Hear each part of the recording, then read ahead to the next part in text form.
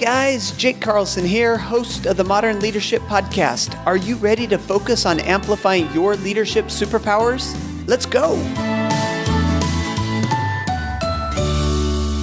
Welcome, my friends, to episode 4 of the Modern Leadership Podcast. I am Jake Carlson, and I am so glad to be with you today. As we do every week on the podcast, we want to bring you stories and examples and interviews with some modern leaders, people who are really on the cutting edge of what leadership means today. And today, I want to bring a great guest. Matt Moniz is a freshman at Dartmouth and an alpinist, an adventurer, an advocate, and an ambassador. His passion is the outdoors, and you're going to hear about this in this interview. It is awesome, which includes skiing, climbing, mountain biking, kayaking, and protecting the land that makes these activities possible. In 2014, he became the 14th American and the youngest climber to summit Makala, which is 27,285 feet, the 5th highest mountain in the world, which he did 7 days after summiting Choi Oyu, which is 26,906 feet. I mean, these are massive mountains we're talking about. Matt holds the speed record for completing the 50 high points in the 50 states, starting from the summit of Denali in Alaska to the summit of Mauna Kea in Hawaii in 43 days, 3 hours, 51 minutes, back in 2010 when he was 12 years old, okay? His website is climb7, which is the number 7, climb7.com, which references his goal, which he's had since age 9, to climb the 7 summits, the highest points in each of the 7 continents. He's already done Aconcagua, 22,841 in South America, Denali, 20,237 in North America, Kilimanjaro, 19,341 in Africa, and Mount Elbrus, 18,500 in Europe. As amazing as all that is, it's his 2015 attempt on Everest that makes Matt an absolute hero, and the reason I wanted to get him on the show. Matt, that was just a teaser. That was a whole mouthful of stuff that you've done. How are you doing today? I'm doing fantastic. I'm up here at Dartmouth College up in New Hampshire. It's a little cold today, but other than that, I'm doing great. Well, we are joining you from Prague, Czech Republic, and it is about 15 degrees here. So I am joining you in the cold. That sounds great. So as we went through that intro, I mean, obviously some amazing things that you've done. Is there anything that we missed? Anything you'd like to fill in? I think you kind of got it spot on. One of the recent trips that I did, actually this wasn't so recent. It was 2012. I climbed the highest point in every single state, which was actually an incredible experience, and one of the more unique trips that I did. We set the speed record for that, but it was really kind of exploring around the United States that made that a really amazing trip. So how did you get into this? I mean, you're young. I mean, you're a freshman at Dartmouth now, and you have done things that most people will never do, and most people never even consider doing, and you've already done them. So how did you get your start in climbing and the outdoor adventures? That's a great question. So, I realize how fortunate I have been to be able to given this opportunity to go climbing around the world, and I think that a lot of people don't have that opportunity. But I got into it when I was about 9 years old. Well, I guess before that. So I grew up in Boulder, Colorado, and climbing and skiing have always really been a part of my life. And ever since I can remember, when I was really young, I would hike around in my parents' backpack. They would stick me in their backpack. And I have my twin sister. She goes to school up in Washington, and both my twin and I. We'd be hiking around in our parents' backpacks. And so, as long as I can remember, I've always really been in the mountains and kind of immersed in this world. And it wasn't until 2009, though, that I was actually able to experience climbing internationally and actually really big mountain climbing. So just a little background, I think both my mom and my dad were really involved in the outdoors when they were in college, and they're still very involved in the outdoors. And they thought that half your lessons in life come from the classroom, and then the other half really come from kind of your experiences. And climbing really gives you some unique skills. They really correlate really well to the classroom and real life and everything like that. But they also they have a lot of lessons that they can teach you, which is pretty amazing. Yeah, and I feel a lot the same way that you do on that. We took our kids out of school, brought them over here to Europe, and they're homeschooling. But looking at having half their lessons outdoors, we're going and seeing some concentration camps. We're doing some amazing things. The other half of their lessons are, in the classroom, or, our kids are homeschooled, so they're having them in the classroom here at home. But as you got out and saw those different things, a lot of people get out and a lot of people see the outdoors. But how did you take that experience and develop this passion, I want to get out and see it all?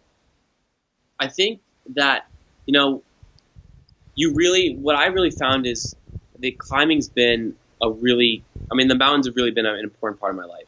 And I think that if you find something that you're truly passionate about and that you really love doing, and you don't see your life the same without doing it, I think that's really where you can learn the most. And for me, climbing was that venue. And what's really cool what I love about climbing is, of course, there's the accomplishment and the actual physical act of climbing, but it really takes you, especially international climbing, it really takes you to some remote, wild places.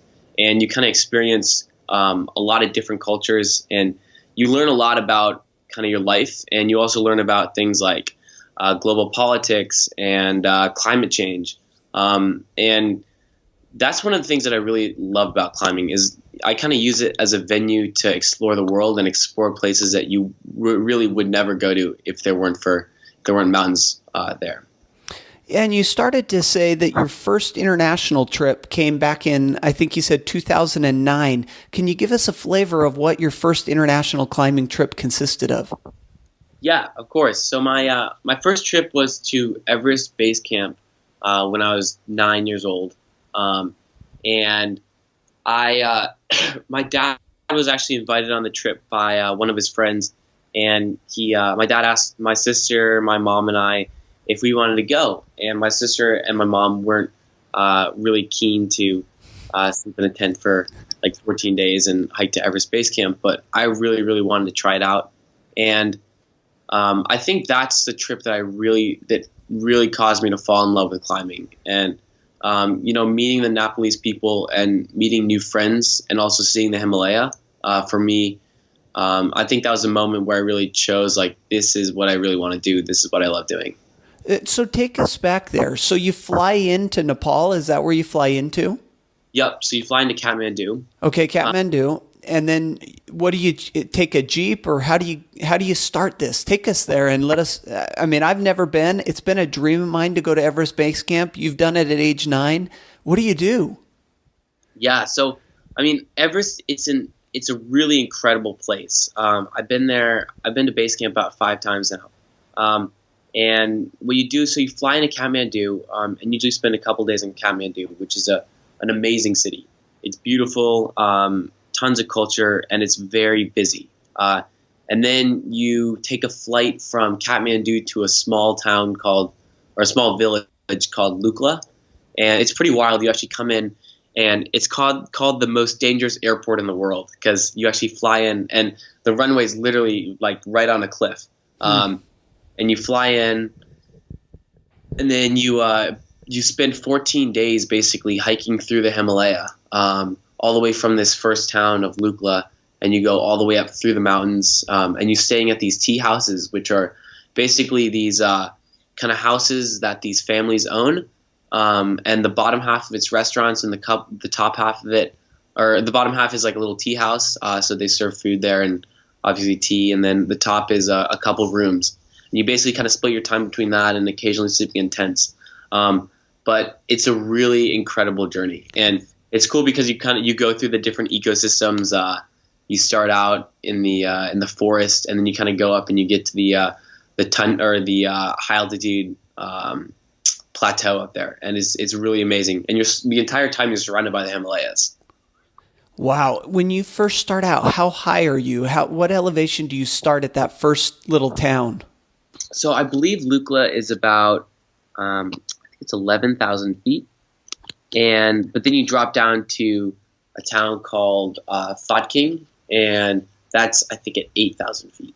Okay. And then how high do you get up at when you get to base camp? So base camp's about 17,500 feet. And so your first time at 9 years old, you come up there. I mean, can you breathe when you're up there? Are you used to it because you're living in Colorado? You're up around 14 anyway?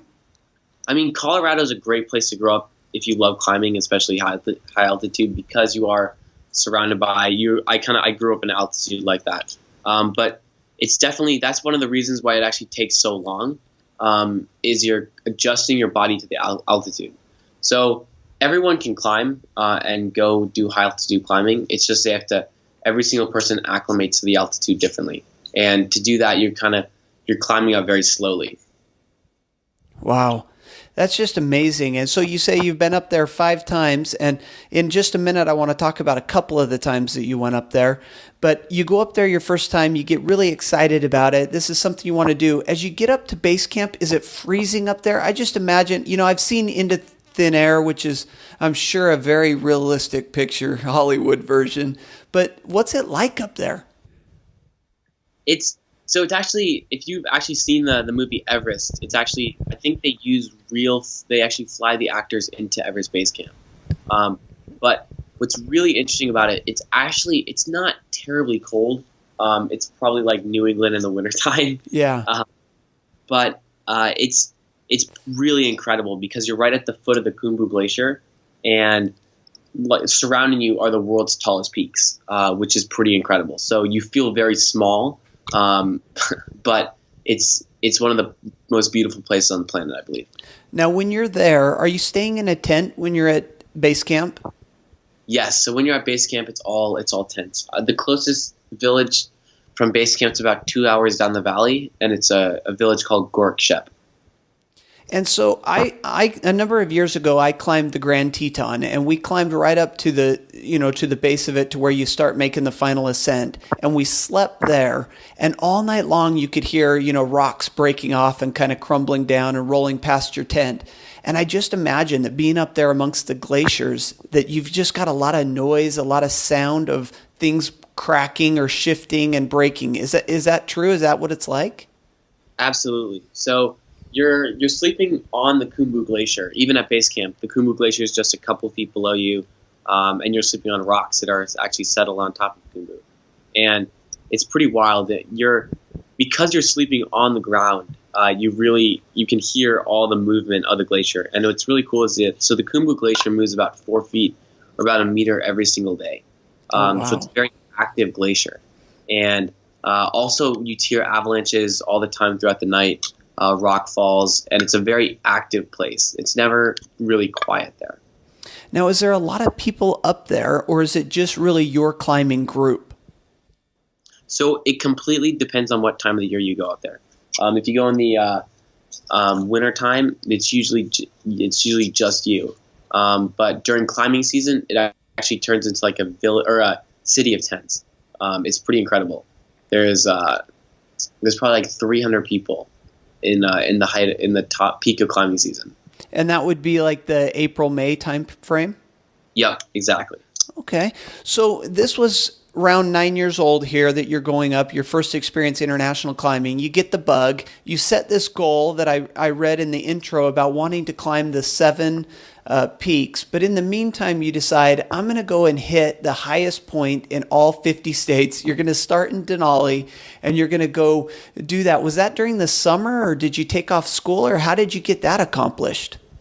So that's been one of my the most difficult part of kind of being a student, full-time student, and also kind of being a professional athlete. And I think with that, with the 50 and 50, the kind of summer road trip that we did, I left a week before school ended, and I think I got back 2 days before it started up again. So it actually fit perfectly into my summer break.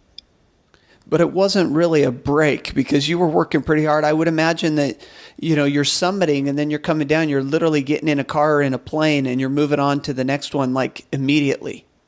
Yeah. So what's pretty cool, we actually had a Mercedes Sprinter van, and we put a bed in the back, and it was myself and my dad, and then one of our close friends, Joel Gratz, who's a meteorologist, and then 2 college interns. And we basically we all, or everyone except for me at the time, took turns driving, and you'd basically drive 24/7 because just the logistics of trying to find planes was way too difficult. So you'll show up to a mountain at 2 a.m., get out of the car, run up it, take a photo at the top, and then jump back in the car, go back to bed.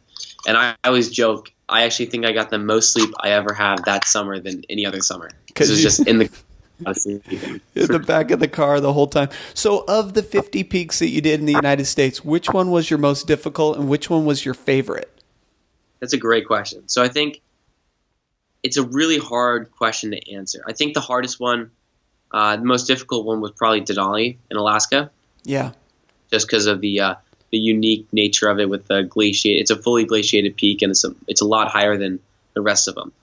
But in terms of my favorite, I mean, I love Denali. It's an incredible place. I love Alaska. Gannett and Granite Peak in Montana and Wyoming were incredible. And one of the least expected peaks we thought, or that I truly loved, was down in Texas. And when you think of Texas, you don't really think of high mountains and whatnot. But it's a peak called Guadalupe, and it's right on the border, the U.S.-Mexico border.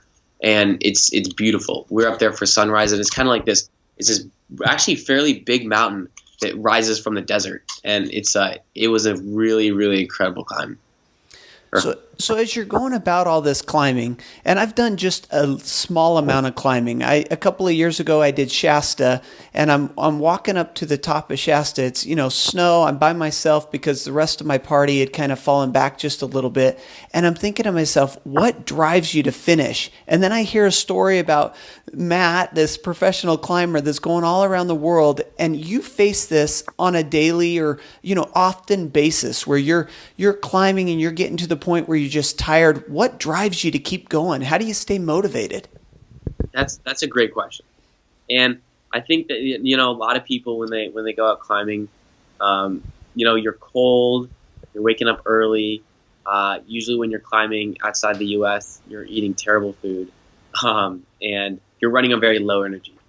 And I think what drives me to climb has really changed throughout the years. I think when I first started out, it was the whole adventure behind it, and the sense that the accomplishment that I got when I reached the top, and then it kind of switched to so one of my really close friends, actually my best friend, the kind of friend that you grow up and he's not necessarily your friend, he's more your brother. Yeah. So he was diagnosed with pulmonary arterial hypertension, and he's been diagnosed since he was 6. And what's interesting with that is pulmonary arterial hypertension, the same symptoms of that are also the same symptoms of high altitude pulmonary edema and acute mountain sickness. So basically what he feels every single day of his life is what I feel when I'm at high altitude. And I think that for a while, that's what really drove me, saying that, I'm tired right now, but my buddy Ian, he's feeling this every single day of his life. And what's pretty fascinating with this whole story is Ian actually just had his heart or a lung transplant 2 weeks ago. So he's still in the hospital down in St. Louis, but he's doing a lot better. And so now I can officially say that he's cured of pulmonary hypertension. But for a long time, so that's what drove me for a long time.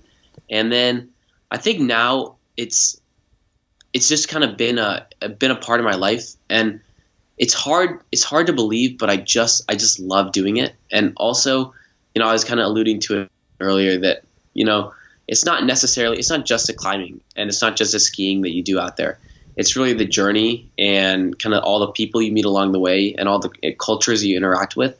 And really the lessons that you learn are so unique and so powerful. And I think that, that's really the type of life that I want to live. And yeah, so that's why I climb now.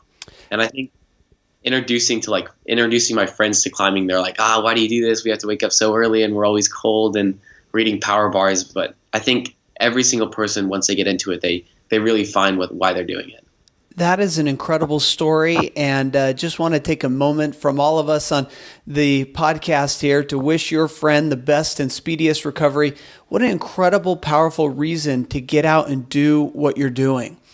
And Thank you. now, as you've transitioned, at age 9, at age 12, as you're going through all this process, this is a learning and a growing. This is your passion. This is your hobby. But now, as you've transitioned to be a professional at this, where you have companies that you represent, you have causes that you represent, has there been a shift in your attitude towards climbing as you've taken it on a more professional role instead of more of the hobby role? I think that it's a very interesting question. So I think that the reason why I love climbing at the kind of base form of it is still the same reason why I loved being in the outdoors when I was hiking in my parents' backpacks, and when I was like 3 years old learning how to ski. I think that kind of innate love of the mountains and being in it is the same, but at the same time now, with the professional aspect added into that, it's a lot different, and I love it for an entirely new reason now. I can kind of do my job's kind of doing what I love, and also I really get to have a new perspective on it. I think coming up in the future, really trying to integrate kind of science studies and the study of high altitude medicine and high altitude biology and physiology is one of my new passions. And I think that's kind of stemmed from being at school and also kind of learning more about how your body works at high altitude. And it's a new reason for kind of love climbing.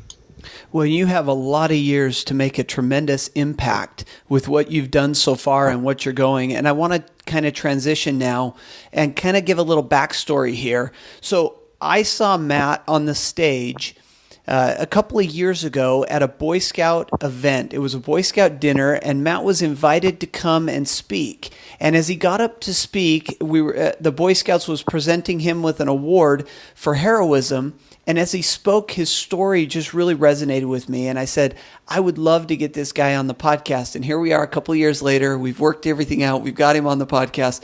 But Matt, I want to take us back to what happened. You've been up on Everest. Well, you've been to base camp multiple times, but 2 times you've had unique experiences. Can you take us your first time trying to summit Everest? And then I want to talk about your most heroic time, your second time going to Everest. Of course. So my first time kind of trying to summit Everest was in 2014. And the whole premise behind that trip was basically to climb 3 8,000 meter peaks in one climbing season. And also to ski the Lhotse Couloir, so do the first ski descent on the Lhotse Couloir. And we ended up climbing our first peak, 8,000 meter peak, which was called Choyu. And Choyu's in Tibet. It's kind of straddling the Tibet-Nepal border. And when we were in base camp in Tibet, we heard this really tragic news of an avalanche in Everest that came through the Khumbu Ice Fall and killed 16 Sherpa. And for us, that was a real shock to our team, and I think that we didn't really feel comfortable, or it didn't feel right to go try to climb Everest after this terrible disaster.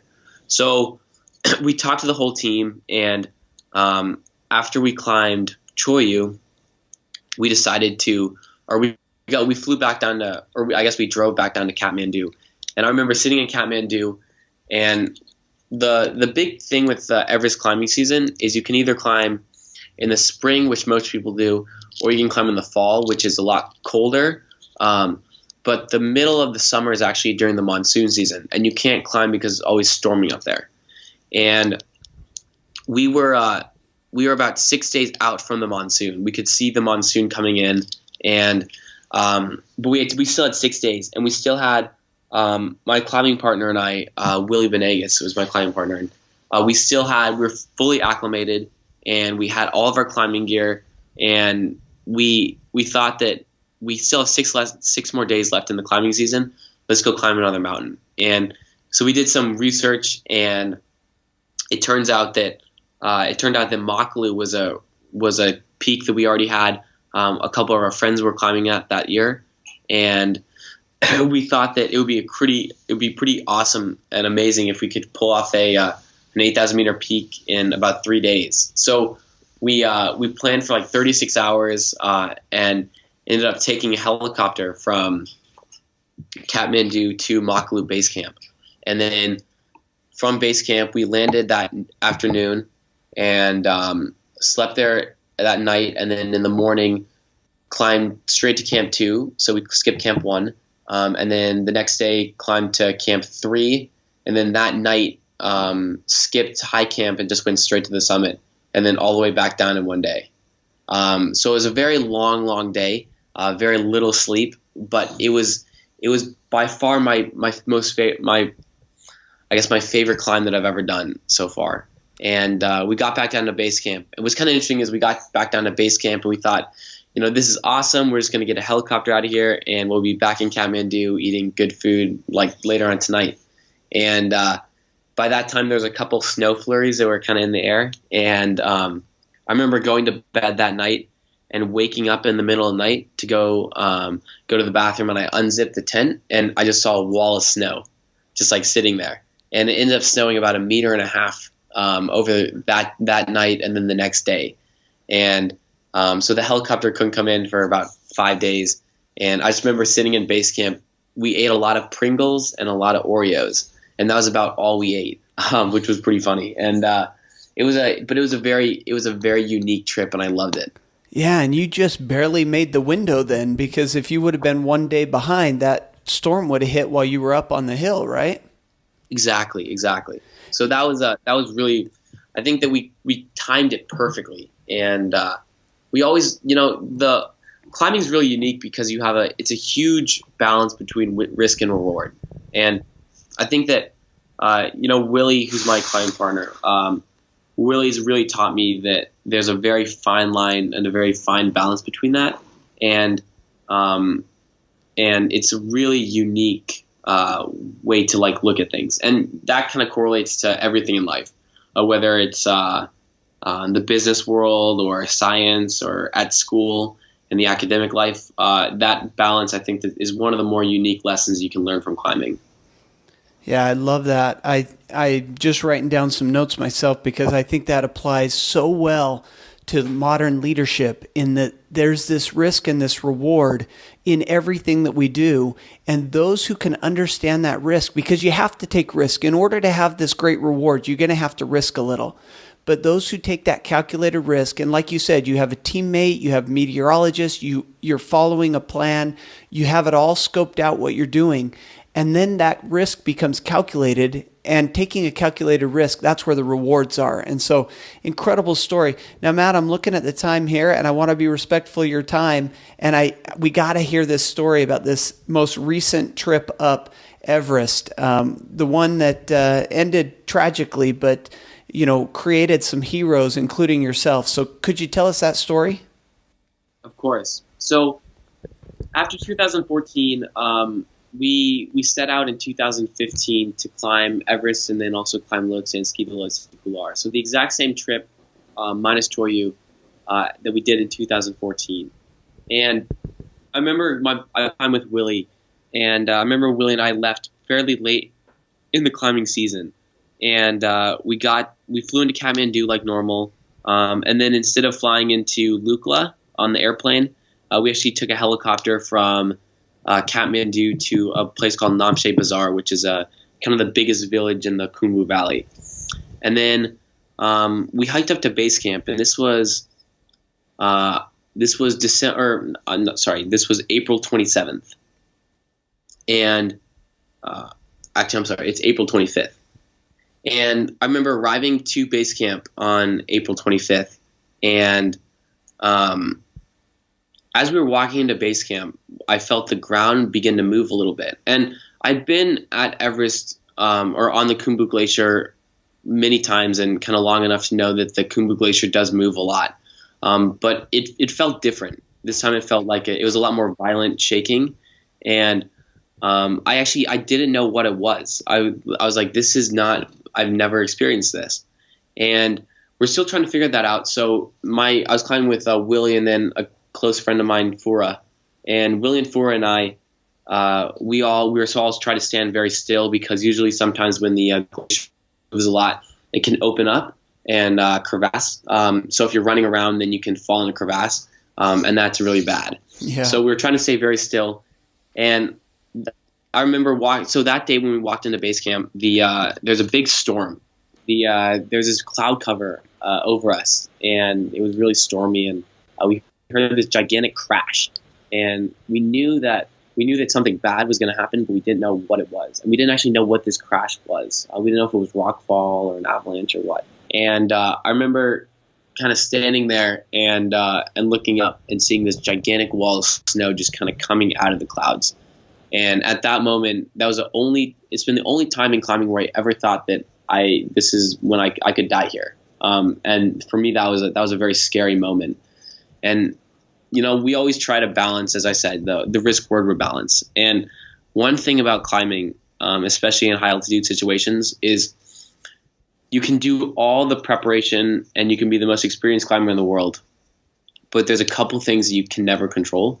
And that's one of the things I love climbing for that. But at the same time, it's definitely one of those things that you have to be willing to accept. And I think that, at that moment I was terrified, and I was like, this could be the end. And so anyhow, Willie, Fura, and I actually ran behind and jumped behind this rock right before the avalanche kind of hit base camp.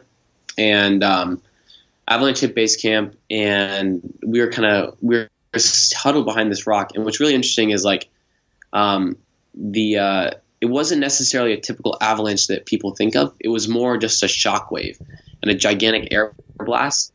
And when it hit base camp, it actually created a vacuum around the rock that we were hiding behind, and sucked all the oxygen out. So we couldn't breathe for a little while. And I remember just kind of huddling next to Willie and Fura, being like, oh my gosh, this is insane. I don't know what's going to happen here. And a couple minutes later, the shockwave subsided and the snow settled, and we dusted ourselves off, and we stood up, and the entire base camp was just white, and all the tents that were there that we saw like a couple minutes before were all gone. And at that moment, I realized that this was a big deal, and so we basically spent the next 6 days in base camp, and there was a total of 23 people who died in base camp that day, and also there were about 80 people who were injured. And so we spent the next couple days basically searching for people, doing medical treatment. I didn't know any. The only medical treatment I actually had the medical experience I had was from the Boy Scouts at the time. And so I did a lot of I was carrying a lot of stretchers and kind of doing a lot of care on that side of it. But I think that was a lot of people told me that when I came back from Everest, that they're like, Matt, I'm really, really sorry that's happened to you. And while it was a terrible experience, and it was just terrible, but it did teach me a lot about myself. And I think that if it wasn't for that experience, I'm certain that I wouldn't be the same person that I was today. And I think that I learned so much about that, and it really got me really passionate about medicine. And that's what I'm studying now. And I think that. So yeah, we spent like 6 days in base camp doing a lot of treatment and assisting in evacuations. And then we actually took a helicopter from base camp back down to Kathmandu. And I remember sitting in Kathmandu. Kathmandu was a very different city than I kind of remember it being. I remember it being very, as I mentioned earlier, very busy. There's a lot of people.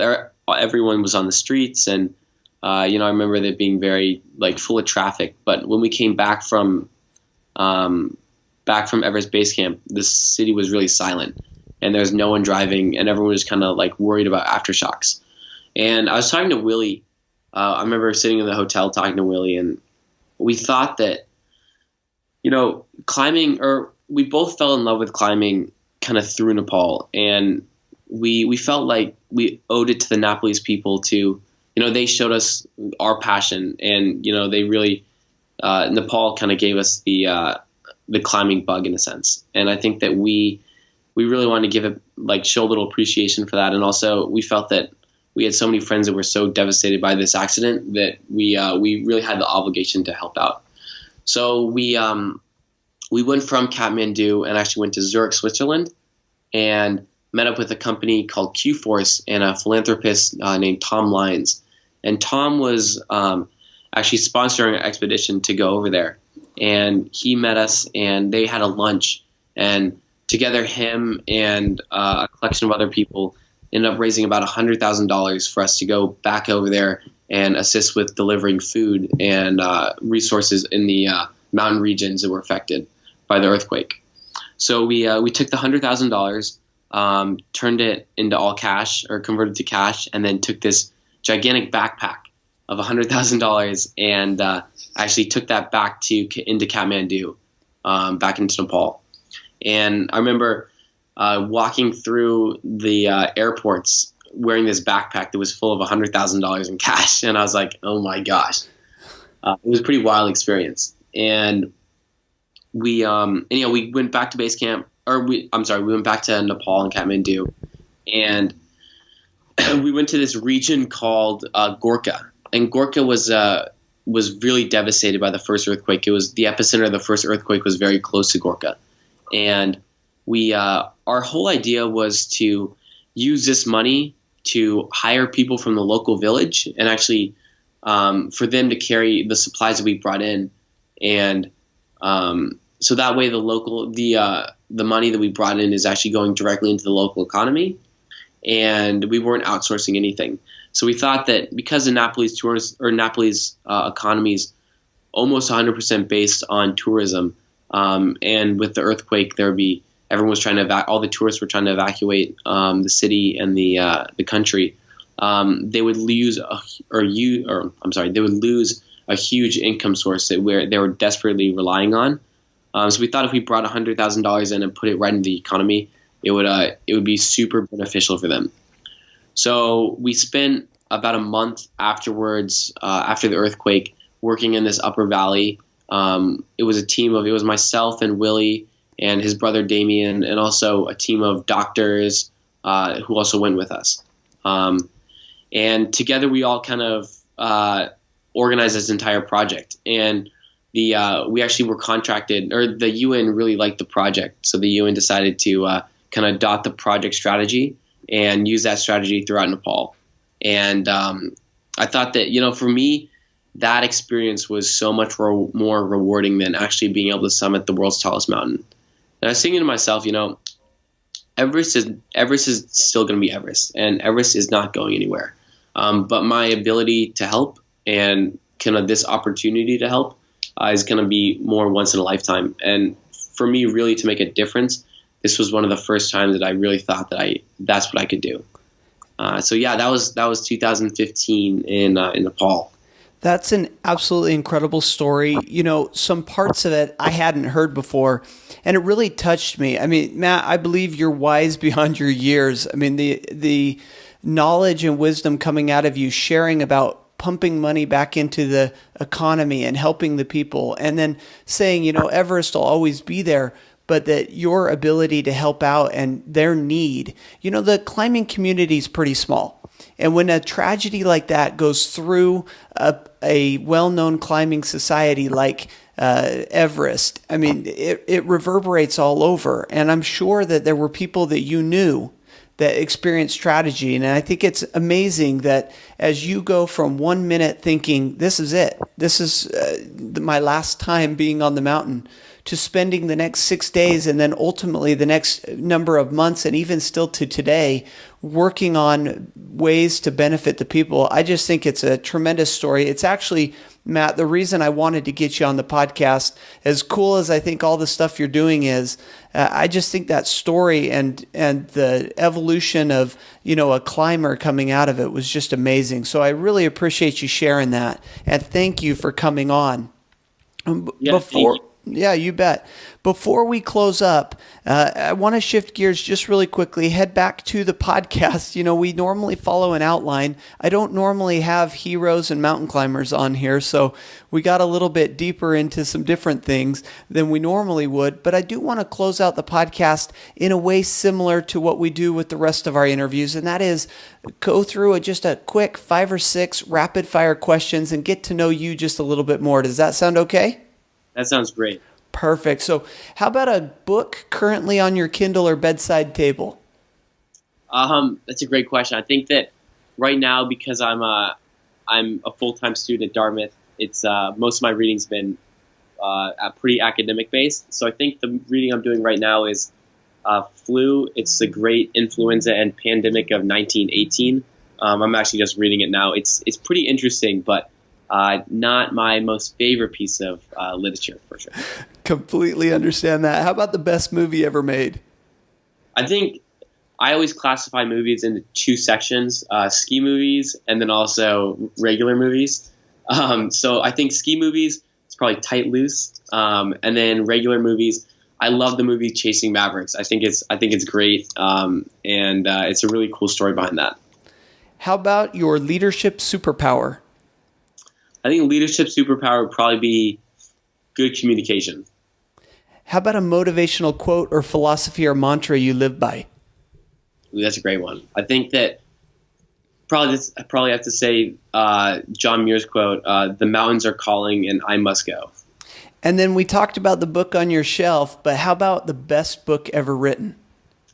I think the best book ever written would probably have to be Endurance, the story that kind of follows Ernest Shackleton's adventures in Antarctica. And I'm not supposed to weigh in on this, but I got to tell you a couple of things. Endurance is one of my favorite books ever written. I absolutely love it, so I agree with you on that one. And I got to tell you, too, I was living in San Jose when they filmed Chasing Mavericks. And, it takes place over in Santa Cruz. They invited all the surfers in the area to go out and be in that last scene, where they send him off and after he passes away. And my next door neighbor always tells us the story, we got to fast forward to the end so we can see him sitting out on his surfboard out in the middle of the ocean. So both great movies. Well, Matt, absolutely tremendous time talking with you. I've been just waiting to get you on the podcast, and you delivered in spades. It was just wonderful to talk with you. Before we leave, how can we find out more about Climb 7, or how can we find out more about you, or how can we get involved and help? I think the biggest thing is I think I post, follow me on Twitter, which is just Climb 7 or just Matt Moniz. And then also I have an athlete page on Facebook that I update pretty regularly. But I think those are the two probably primary ways of kind of keeping in touch. And then I always post stuff about how you can help in Nepal in there also. Perfect. Well, we'll go look that up. How about what Facebook page is that? So that's just my athlete page. It's just if you just look up Matt Moniz, it's on my Facebook athlete page. Perfect. Well, we're going to send some people. We'll have that in the show notes. And again, Matt, couldn't thank you even more for coming on the podcast and delivering such wisdom. Thank you. I appreciate that.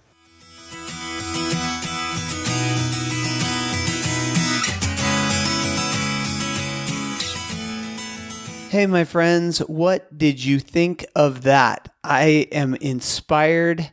I have been trying to get Matt on the podcast now for a few months, probably over a half a year. We've been back and forth trying to find a time.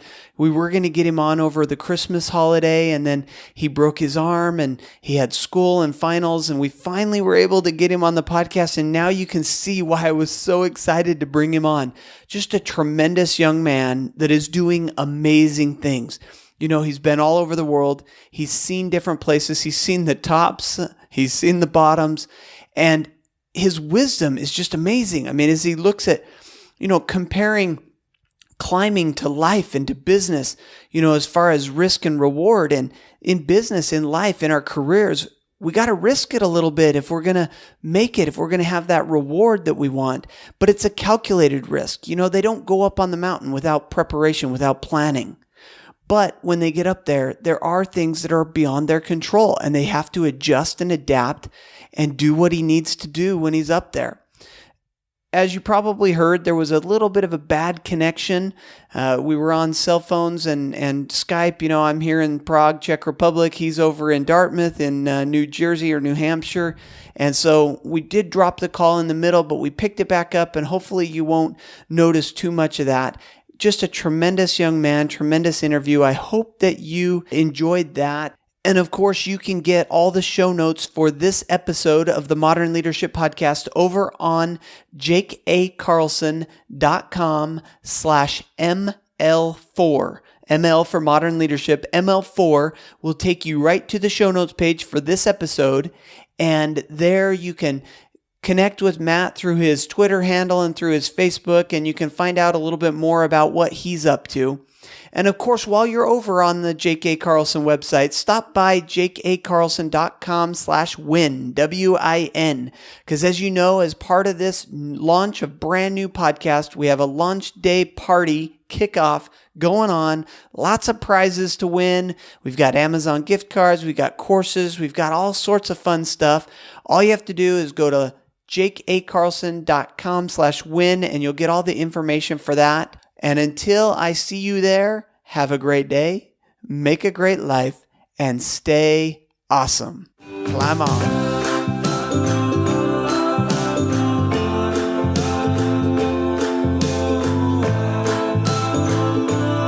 Thanks for listening to the Modern Leadership Podcast. You can find me on Facebook at Speaker Jake, on Twitter at Jake A. Carlson, and of course the website, jakeacarlson.com. See you there.